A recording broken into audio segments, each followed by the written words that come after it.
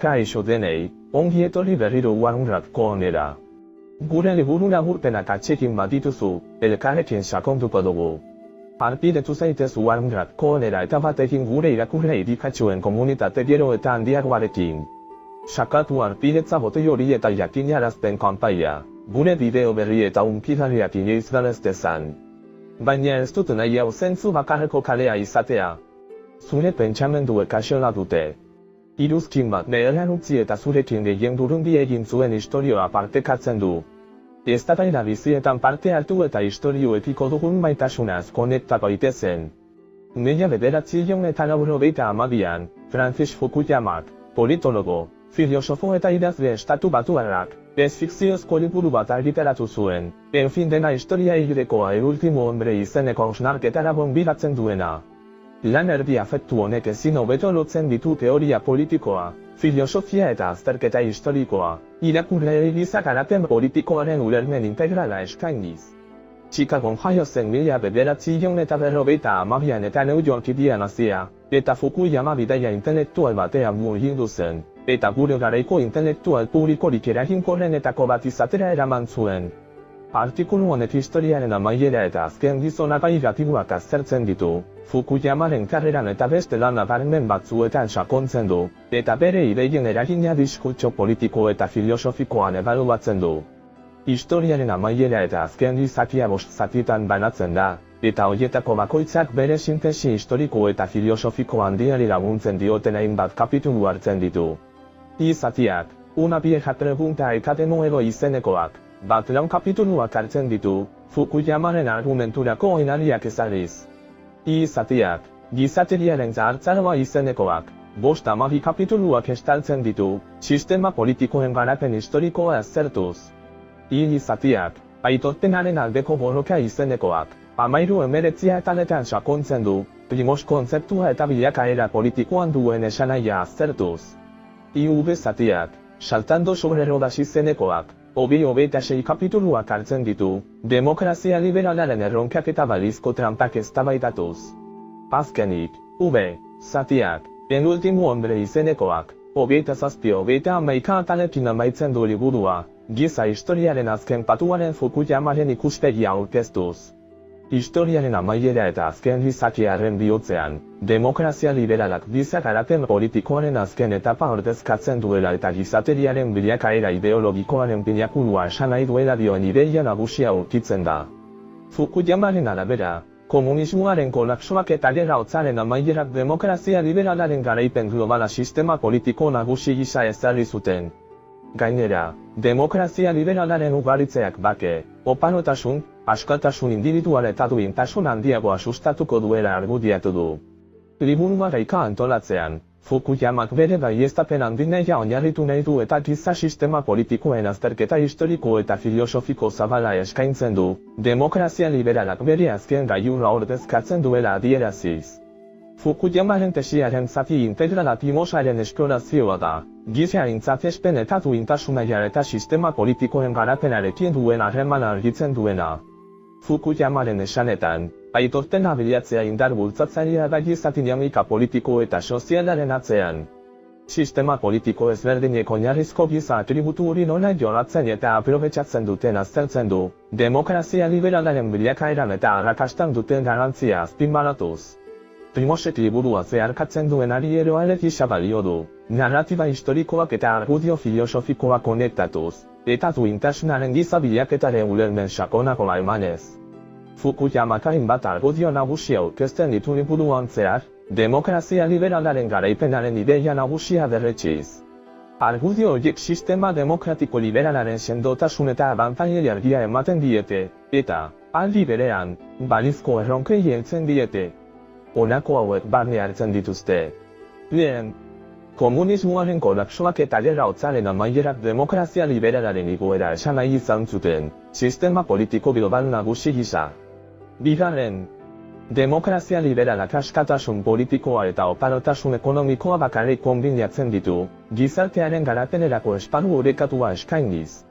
Hirugarren, demokrazia liberala eskubide individualen eta zuzenbide estatuaren aitortzan oinarritzen da, giza duintasuna eta askatasuna seinalatuz. Laugarren, Demokrazia liberalaren ugaritzeak munduko bakea eta egonkortasuna hobetzen laguntzen du, nazio demokratikoak ez baitira joerarik elkarren arteko gatazkan sartzeko. 5. Primos kontzeptuak, aintzat estenaren eta duintasunaren bilaketan nabarmentzen duenak, funtsezko zeregina du garapen politikoan, eta demokrazia liberalaren bilakaerarekin estuki bat dator. 6. Erronkak eta gorabeherak izan arren, epe luzera demokrazia liberalarekiko ibilbidea saihestezina eta atzera ezina izaten jarraitzen du. Argudio horiek Fukuyamaren azterketa historiko eta filosofikoen bidez oinarritzen dira, giza sistema politikoen bilakaera arakatzen dute eta demokrazia liberalaren sorrera bultzatu duten azpiko faktoreak aztertzen dituzte. Historiaren amaiera eta azken gizona bere mezu eta edukirakoen bidez helburu ugari lortzea da helburua. Lehenik eta behin, Fukuyamak giza sistema politikoen bilakaera historikoaren azterketa sakona egin nahi die irakurleei. Demokrazia liberalak garapen honen azken etapa ordezkatzen duela kontzeptua aurkeztean, mundu modernoari ikuspegi historiko eta filosofiko batetik forma eman dioten indarrak ulertzeko esparrua eskaintzen du. Bigarrenik, Fukuyama demokrazia liberalaren kontzeptua bere kritikoen aurka defendatzen eta defendatzen saiatzen da. Demokrazia liberalak beste sistema politiko batzuen gainetik duen nagusitasuna defendatzen du, komunismoa eta fasismoa, esaterako. Fukuyamaren arabera, demokrazia liberala da askatasun politikoa eta oparotasun ekonomikoa emateko gai den sistema bakarra. Eskubide indibidualak eta zuzenbide estatua aitortzean oinarritzen da. Hirugarrenik, liburuaren helburua giza garapen politikoaren etorkizunerako ikuspegi bat ematea da. Fukuyamak argudiatzen du epe luzera demokrazia liberalaren zabalkunde globalerako joera saihestezina eta atzera ezina dela. Demokrazia liberalaren adopzio orokortu honek munduan bake, egonkortasun eta oparotasun handiagoa sustatuko duela iradokitzen du. Demokraziak, Fukuyamaren arabera, ez dira joeratsu elkarren arteko gatazketan sartzeko. Oro har, Fukuyamak historiaren amaiera eta azken gizonaren bidez ezi, inspiratu eta pentsamendua eragin nahi du. Sistema politikoen bilakaeraz eta mundu modernoari forma eman dioten faktore historiko eta filosofikoez hitz egiten du irakurleak. Bere helburua irakurleak inspiratzea da, demokrazia liberalaren, bakearen eta egonkortasunaren zabalkundeak ezaugarritzen duen etorkizunaren ikuspegi batekin. Gainera, bere helburua pentsamendua eragitea da, irakurlei sistema politiko ezberdinak kritikoki aztertu eta giza aurrerapenari buruzko suposizioak zalantzan jartzera desafio eginez. Fukuyamak helburu horiek lortzeko izan duen arrakasta ebaluatzea subjektiboa da.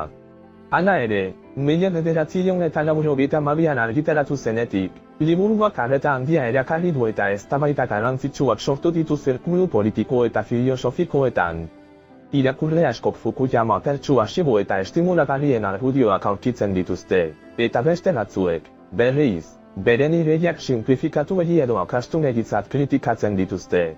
Hala ere, liburuak diskurtso politiko eta filosofikoan duen eraginak iradokitzen du arrakastaz bultzatu duela giza garapen politikoaren izaerari buruzko eztabaida eta hausnarketa, eta demokrazia liberalak mundu modernoaren eraketan duen zeregina. Historiaren amaiera eta azken gizonak bere mezu nagusietatik sortzen diren joerak eta etorkizuneko aukerak jasotzen ditu. Fukuyamak argudiatzen du historiaren amaierak demokrazia liberalaren garaipena esan nahi duela, giza aurrerapena eta oparotasuna lortzeko sistemarik eraginkorrena bezala. Sistema honek eratzen eta sakontzen jarraituko duela iradokitzen du, herrialde gehiagok erakunde demokratikoak eta merkatu ekonomiak hartzen dituzten heinean. Hala ere, Fukuyamak demokrazia liberalaren etengabeko edapena oztopa dezaketen erronkak eta mehatxuak onartu ditu. Adibidez, Txina superpotentzia globalitusa igotzeak mendebaldeko eredu demokratiko liberalaren nagusitasunaren erronka ekar dezakeela dio. Sistema globalaren egonkortasuna alda dezaketen ingurumen eta teknologia erronkak ere nabarmentzen dira. Erronka horiek gorabehera, Fukuyamak baikorra izaten jarraitzen du demokrazia liberalaren etorkizunaren inguruan. Argudiatu du sistemak erresilientzia eta moldagarritasuna erakutsi dituela iraganeko erronken aurrean, eta ziur aski hori egiten jarraituko duela. Mundu mailan erakundeak eta balio demokratikoak indartzeko zaintzari ostea eta lan egitea ezinbestekoak direla iradokitzen du, demokrazia liberalaren etengabeko arrakasta bermatzeko. Historiaren amaiera eta azken gizakiak hainbat disiplinetako ideiak eta teoriak biltzen ditu, bere mezu klabeak hainbat modutan babesteko. Lehenik eta behin, Fukuyama teoria politikoan, filosofian eta historian oinarritzen da, demokrazia liberalak giza evoluzio ideologikoaren gailurra ordezkatzen duela argudiatzeko. Adibide historikoak erabiltzen dira demokrazia liberalak beste gobernu mota batzuen gainetik duen nagusitasuna frogatzeko, eta Hegel eta Kant bezalako filosofoen ideiak argudioari babesa emateko erabiltzen dira. Bigarrenik, Fukuyamak ekonomiaren eta naturtzientzien ideiak biltzen ditu, etorkizuneko joerak eta mezu bakoiekin lotutako aukerak aztertzeko. Argudiatzen du litekeena dela demokrazia liberalaren eta merkatu ekonomiaren erapenak aurrera jarraitzea, eta iratokitzen du naturtzientziek historiaren koherentzia eta norabidea azaltzen lagun dezaketela. Hirugarrenik, liburuak ondorio politikoak hartzen ditu kontuan, demokrazia liberalaren garapen positiboaren alde egiten duelako, mundu mailako arduradun politikoek bultzatu eta babestu behar dutelako. Fukuyamak proposatzen du estatu batuek zeregin berezia dutela demokrazia eta giza eskubideak sustatzeko, eta iratokitzen du nazioarteko komunitateak lagundu egin beharko lukeela erregimen autoritarioek oraindik gobernatuta dauden herrialdeetan trantsizio demokratikoak babesteko. Laugarrenik, demokrazia liberalaren eragin historikoa aztertzen du liburuak, denboran zehar izan duen bilakaeraren berri emanez eta beste gobernu mota batzuen gainetik dagoela erakutsiz. Fukuyamaren arabera, demokrazia liberala giza zibilizazioaren lorten esanguratsu askoren erantzule izan da, zientzian, teknologian eta arteetan egindako aurrerapenak barne. Bosgarrenik, liburuak belaunaldien bitartez lurrundi egiten du, giza aurrerapenaren izaerari eta hori lortzeko bitartekorik onenei buruzko galdera iraunkorrak egitean. Fukuyamaren argudioa, demokrazia liberalak giza bilakaera ideologikoaren gailurra irudikatzen duela dioena, garai ezberdinetako irakurleekin lurrunbi egin duen ideia sinesgarri eta provokatzailea da. Azkenik, liburuak garrantzi iraunkorra eta gai unibertsalak kiolatzen ditu, giza izaerari eta gizartearen antolaketa idealari buruzko funtsezko behiak aztertuz. Fukuyamaren argudioa, demokrazia liberalak giza aurrerapena eta oparotasuna lortzeko sistemarik onena ematen duela dioena, kontzeptu denboraz kanpokoa eta unibertsala da, eta gaur egungo irakurleekin lurrundi egiten jarraitzen du. Nire azalpen intrigatzailea aurkitzen baduzu eta orain liburua irakurtzeko interesa baduzu, bi galdera nagusirekin egin dezakezu, ulermena sakontzeko. Lehen, zein da liburuan aurkeztutako argudio nagusia? Argudio nagusia da gerra hotzaren amaierak eta komunismoaren kolapsoak giza gizarteen garapen ideologikoaren ondorioa adierazi zutela. Fukuyamaren arabera, demokrazia liberala azken eta azken gobernuera bezala sortu zen. Nozio horrek historiaren amaiera esan nahi du, ez baitago demokrazia liberalaren alternatiba bideragarririk sistema politiko gisa. Bigarren, nola definitzen du Fukuyamak azken gizakiaren kontzeptua? Fukuyamak azken gizona giza historiaren azken patua bezala erretratatzen du, non gatazka eta borroka handiak konpondu diren, eta hori bakean eta oparotasun unibertsalean gertatzen da. Azken gizakiak ambizio, sormen eta grina falta du ezaugarri, erosotasun materialean eta segurtasunean oinarritutako bizitzarekin pozik. Zure babesa estimatzen dut, eta oso pozik nago liburuen mundu liluragarrian zehar gure bidaia partekatuarekin jarraitzeaz. Gogoan izan arpidetzea, jakinarazpenak aitzea eta bere pentsamenduak iruzkinen atalean partekatzea. Esaitasun ondik zatozen eta zein hizkuntza hitz egiten duzun, aniztasuna eta zure babes osoa inspiratzen gaitu. Erronka berri batez hariko dut, bideo honek 500.000 bisita baino gehiago baditu, liburuen zale guztientzat onura berri bat ekarriko dut, liburuaren esanahi zentralaren egiturarako mapa mentala. Autorearen pentsamoldea eta pentsamenduak argi eta garbi ikas ditzakezu mapa mentalaren bidez. Ametsiko egon behar dute, eta errealitate bihurtzen badira. Gure hurrengo literatura abenturaren zain nago.